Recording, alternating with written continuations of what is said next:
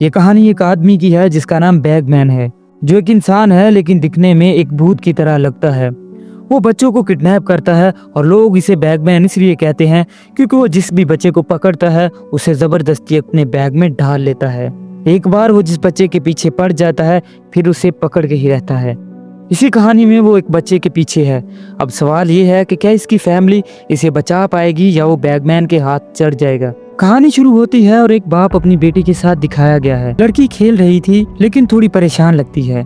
जो इसके बाप ने फील किया तो इससे पूछता है कि बेटा क्या बात है, तुम परेशान लग रही हो। मैंने तुम्हारी माँ से भी बात की थी कि तुम्हें कोई टेंशन है, अगर कुछ बात है तो मुझे बता दो। बेटी ज्यादा कुछ नहीं बोलती, सिर्फ इतना कहती है मैं अपने पास्ट को लेकर परेशान हूँ, लेकिन मुझे लगता है कि मैं धीरे धीरे ठीक हो जाऊंगी। इसका बाप कहता है ठीक है बेटा, तुम कार में जाओ, मैं तुम्हारे लिए पिज्जा लेके आता हूँ ताकि तुम्हारा मूड ठीक हो सके। जब लड़की कार के पास जाती है तब अचानक से लाइट्स जलने लगती हैं और फिर एकदम से लाइट बंद हो जाती है। लड़की काफी डर जाती है। जब इसके डैड वापस नहीं आते तो वो खुद होटल की तरफ जाने का फैसला करती है। जब वो होटल पहुंची जहां उसका डैड पिज्जा लेने गया था तो होटल बिल्कुल खाली था।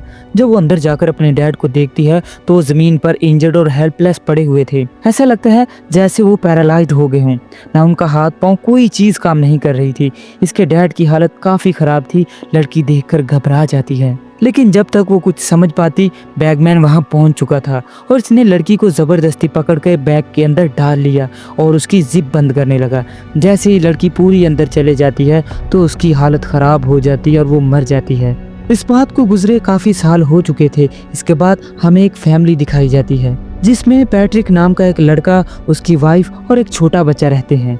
ये फैमिली अपनी लाइफ हैप्पीली एंजॉय कर रही थी। आज पैट्रिक का भाई और उसकी बीवी उनके यहाँ आते हैं। पैट्रिक और उसका भाई मिलकर लकड़ी का कारोबार करते थे। पैट्रिक अपने भाई को बताता है कि भाई मैंने एक नई मशीन तैयार की है जिससे हमारा टाइम बहुत कम लगेगा और हमें पैसा ज्यादा आ सकता है। जैसे ही इसका भाई उसके लैपटॉप पर वो मशीन को देखता है तो वो खुश हो जाता है और कहता है ये मशीन हमारे लिए काफी फायदेमंद होने वाली है। रात को जब पैट्रिक डस्टबिन में कूड़ा फेंकने जाता है तब घर की लाइटें जलने बुझने लगती हैं और जंगल की तरफ से अजीब आवाजें आने लगती हैं। पैट्रिक को लगता है कि जंगल में कोई है जो उसका पीछा कर रहा है, तो वो चेक करने के लिए जाता है लेकिन वहाँ कुछ नहीं मिलता। ये देखकर वो थोड़ा डर जाता है। नेक्स्ट मॉर्निंग पैट्रिक अपनी कंपनी जाता है जहाँ इसका भाई भी होता है। दोनों भाई मिलकर ये कंपनी चलाते हैं जो इनके बाप ने बिल्ड की थी। पैट्रिक कहता है कि बाप की मौत के बाद मुझे अजीब से सपने आते हैं लेकिन मैंने कभी उन पर गौर नहीं किया। वहीं पर पैट्रिक अपने चाकू से एक लकड़ी का उल्लू बना रहा था। इसने बहुत सारे और भी जानवर बनाए थे जो इसके बाप ने इसे सिखाया था। ये काम करते करते पैट्रिक को अपने पास्ट का एक ख्याल आता है। एक बार जब वो अपने भाई के साथ किसी गार की तरफ जा रहा था, उस गार में डिगिंग का काम हो रहा था लेकिन कुछ टाइम से वो काम बंद हो गया और वहाँ कोई नहीं जाता। जब छोटा पैट्रिक वहाँ खड़ा था तो एक आदमी गार से बाहर आता है। इसके हाथ में एक कैंची थी। इसने पैट्रिक के बाल काट लिए और फिर वापस गार में चला गया। ये देखकर पैट्रिक बहुत डर गया और वहाँ से भाग जाता है। अब प्रेजेंट टाइम में करीना को दिखाया जाता है जो पैट्रिक की वाइफ है, जो घर पर अपने बच्चे के साथ खेल रही होती है। लेकिन जब करीना लैपटॉप पर काम करने लगती है तो इसका ध्यान बच्चे से हट जाता है और बच्चा एक टोल का पीछा करते करते जंगल की तरफ चला जाता है। कुछ देर बाद जब करीना अपने बच्चे के बारे में सोचती है तो देखती है कि वो कहीं पर नहीं मिला। वो हर जगह इसको ढूंढने लगती है और काफी परेशान हो जाती है। जब इसको बच्चा नहीं मिलता तो वो जंगल में जाकर चेक करने लगती है। जंगल में थोड़ी दूर जाने के बाद इसे अपना बच्चा मिल जाता है। इस बच्चे को देखकर करीना की जान में जान आती है। वो इसको उठाकर घर ले आती है और अब डिसाइड कर लेती है कि कभी इसे अकेला नहीं छोड़ेगी। जब पैट्रिक रात को घर आता है तो करीना इसको आज का सारा इंसिडेंट बताती है। अभी वो दोनों इस बारे में बात कर ही रहे होते हैं कि अचानक से घर की लाइटें फिर से जलने बुझने लगती हैं। ये देखकर पैट्रिक थोड़ा हैरान हो जाता है कि आखिर ऐसा क्यों हो रहा है, लेकिन वो फिर इस बात को इग्नोर कर देता है। फिर पैट्रिक अपने लैपटॉप पर काम करने लगता है। इसके हाथ में वही उल्लू था जिसे वो तराश रहा था। तभी इसको एक मेल आती है कि बड़ी कंपनी इसको लोन देने से इनकार कर रही है। ये देखकर पैट्रिक को गुस्सा आ जाता है और वो चाकू को टेबल पर मार देता है। चाकू टूट जाता है। फिर पैट्रिक उसे डस्टबिन में डाल देता है। पैट्रिक को अपने बच्चे के रूम से आवाज सुनाई देती है जैसे वो किसी से बात कर रहा हो। वो जाकर अपने बच्चे से पूछता है बेटा तुम किससे बात कर रहे थे। बच्चा कहता है एक डॉल। मैं इस डॉल से बात कर रहा था। पैट्रिक को वहाँ कोई डॉल नजर नहीं आती, लेकिन वो इसे इग्नोर कर देता है और बच्चे को सुला देता है। जब पैट्रिक वापस जाने लगता है तो लाइट्स फिर से जलने बुझने लगती हैं। ये देखकर वो थोड़ा परेशान होता है। वो अपने रूम में जाकर खिड़की से जंगल की तरफ देखता है। इसे लगता है कि कोई आदमी जंगल में से इसे देख रहा है, इसलिए वो अपने घर के बाहर बेसबॉल बैट लेकर जाता है और जंगल की तरफ देखकर कहता है, तुम कौन हो, मेरे सामने हो और ये मजाक करना बंद करो, मेरे एक बार सामने हो, मैं तुम्हें देख लूंगा। ये कहकर वेट करने लगता है, लेकिन जंगल से कोई नहीं। इसकी वाइफ भी बच्चे को लेकर बाहर आ जाती है। पैट्रिक इसे कहता है, जल्दी से अंदर चले जाओ। वो किसी तरह यहाँ रात गुजार लेते हैं। अगली सुबह वो पुलिस को बुलाते हैं। वो सब कुछ बताते हैं और पुलिस इनका घर, जंगल और सारी चीजें देखती है, लेकिन उन्हें वहाँ कोई चीज नहीं। जब पुलिस छत को चेक कर रही होती है, वहाँ लकड़ी के कुछ टुकड़े मिलते हैं। ये देखकर पैट्रिक कहता है, ये लकड़ी के टुकड़े यहाँ, मैंने तो इन्हें डस्टबिन में डाल। फिर पुलिस ऑफिसर वही टुकड़ों को उठाकर सबूतों के तौर पर रख लेता है और पैट्रिक को अपना नंबर देते हुए कहता है, बस आप केयरफुल रहें और अगर कोई प्रॉब्लम बने तो हमें कॉल कर लें। फिर पैट्रिक अपना काम कंटिन्यू करता है। जब वो डस्टबिन को चेक करता है तो इसे वही पुराना उल्लू मिलता है जो बचपन में इसके पास था, लेकिन इसको समझ नहीं आई कि ये बचपन वाला खिलौना अब यहाँ कैसे आया। इसी वजह से वो अपनी वाइफ से पूछता है, क्या ये उल्लू तुम लेकर आई हो? उसकी बीवी कहती है, नहीं, मैंने तो ये पहली बार देखा है। पैट्रिक को कुछ समझ नहीं आता। वो सोचता है कि मेरा बचपन का खिलौना आज यहाँ पर कैसे आया। उसे ये भी पता चलता है कि उसने जो चाकू तोड़ा था वो भी यहाँ से गायब है।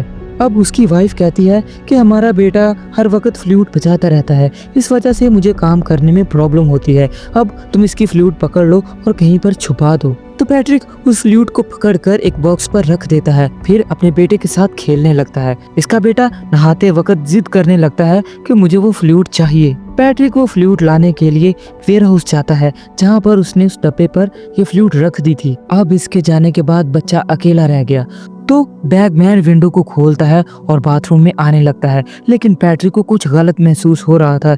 इसी वजह से वो जल्दी से वापस अपने बच्चे के पास आता है और उसे संभाल लेता है। फिर उसकी वाइफ भी वहाँ पर आ जाती है, लेकिन इनका बेटा फिर से कहता है कि मैंने यहाँ पर एक डॉल देखी है। अब पैट्रिक टेंशन में आ जाता है क्योंकि उसे वो फ्लूट कहीं नहीं मिली, हालांकि उसने वो बॉक्स पर रखी थी। पैट्रिक कूड़े में भी उसे चेक करता है कि शायद उससे फेंकी गई हो, लेकिन वो वहाँ पर भी उसे नहीं मिली।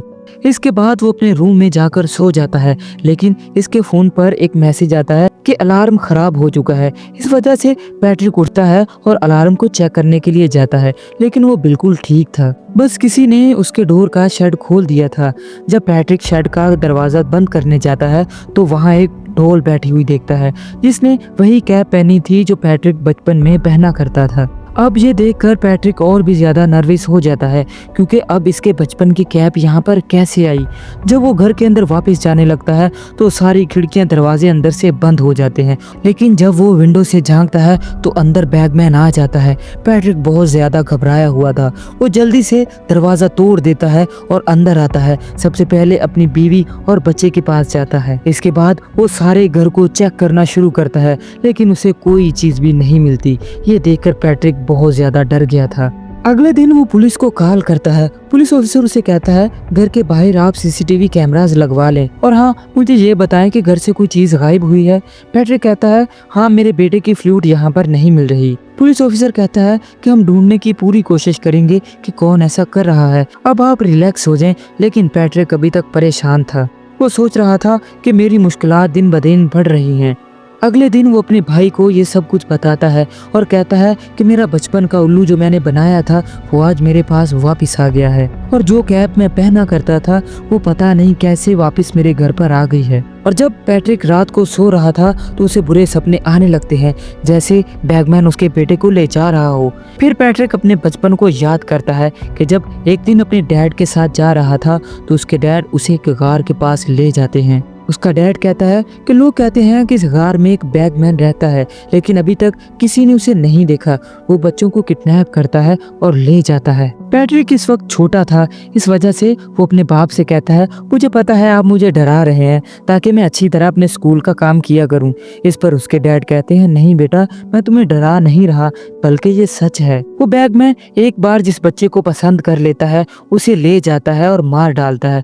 इसलिए मैं तुम्हें ये बताना चाहता हूँ कि अकेले कभी यहाँ पर मत आना। जैसे ही पैट्रिक का ये ख्याल खत्म होता है तो अपने घर पर एक साइकोलॉजिस्ट को बुलाता है, जो पैट्रिक को चेक करके कहती है, पैट्रिक को तो बस नींद की जरूरत है, उसकी नींद पूरी नहीं हो रही, इसी वजह से उसे ऐसी अजीब चीजें दिखाई देती हैं जो असल में दुनिया में है ही नहीं।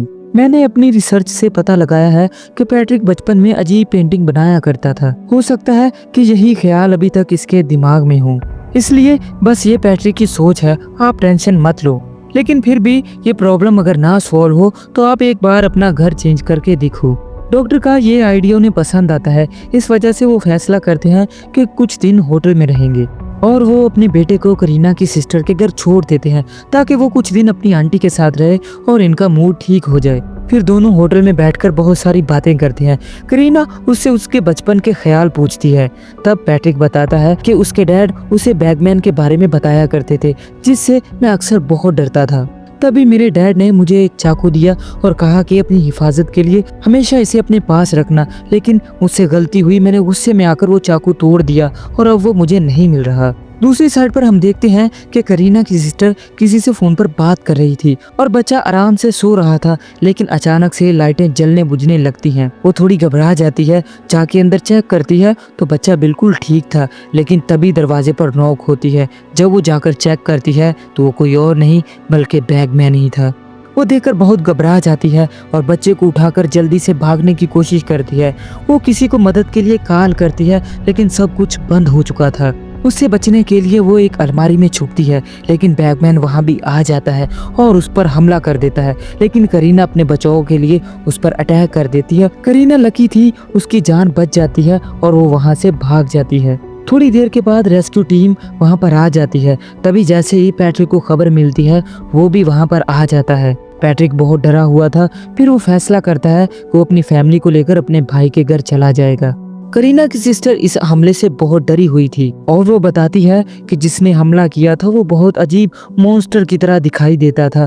जैसे ही उसने मेरे फेस को छुआ तो मैं एकदम से पैरालाइज हो गई, लेकिन शुक्र है मेरे पास चाकू था, मैंने अपनी जान बचा ली। पैट्रिक के हाथ में एक बेसबॉल बैट था। वो फैसला करता है कि पूरी रात जाकर अपने बच्चे की प्रोटेक्शन करेगा, क्योंकि अब तक इसे समझ आ गया था कि बैगमैन उसके बेटे के पीछे लगा हुआ है। लेकिन करीना कहती है कि अब हमें डरने की कोई जरूरत नहीं, हम तुम्हारे भाई के घर हैं, वो भी घर पर ही है और पुलिस भी बाहर खड़ी है, तुम्हें अब आराम से सो जाना चाहिए। तब पैट्रिक लेट जाता है।